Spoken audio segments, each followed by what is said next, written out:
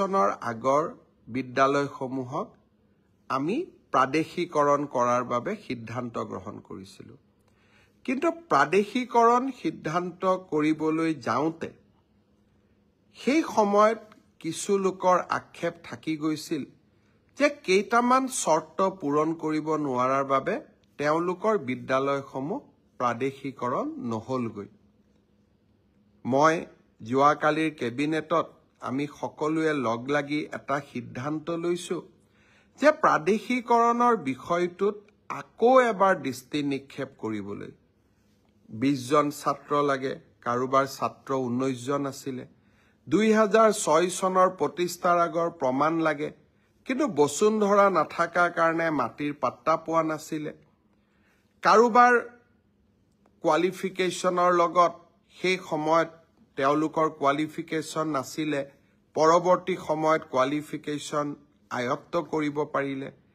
যিসকল লোক সৰু সৰু ভুলৰ কাৰণে বাদ পৰি গৈছিল তেওঁলোকক প্ৰাদেশিকৰণৰ আওতাত আনিবৰ বাবে শিক্ষামন্ত্ৰী ৰণোজ পেগু, কেশৱ মহন্ত আৰু জয়ন্ত মল্ল বৰুৱাক লৈ আমি এখন কমিটি কৰি দিছোঁ, যাতে কমিটিখনে আমাক উপযুক্ত পৰামৰ্শ দিব পাৰে আৰু মানৱীয়তাৰ দৃষ্টিভংগীৰে আমি অন্তত কিছু লোকক সহায় কৰিব পাৰোঁ।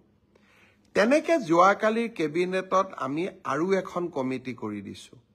মন্ত্ৰী অজন্তা নেওগ আৰু মন্ত্ৰী পীযুষ হাজৰিকা আৰু ৰণোজ পেগুক লৈ পেলাই।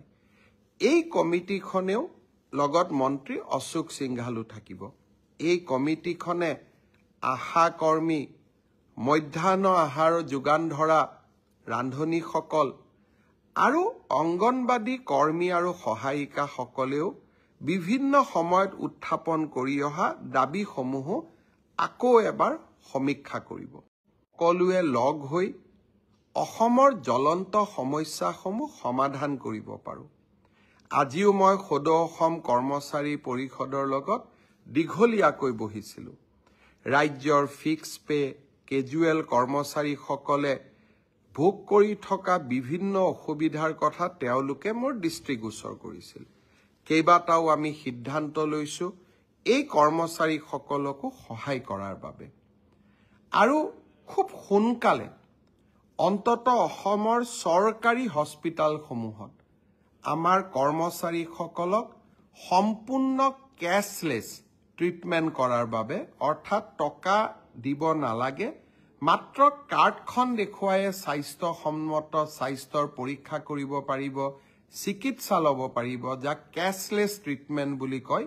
ৰাজ্যৰ চৰকাৰী কৰ্মচাৰীসকলৰ কাৰণে এই কেছলেছ ট্ৰিটমেণ্টৰ ব্যৱস্থা আমি চৰকাৰী হস্পিটালসমূহত প্ৰণয়ন কৰাৰ বাবে আমি সিদ্ধান্ত লৈছোঁ।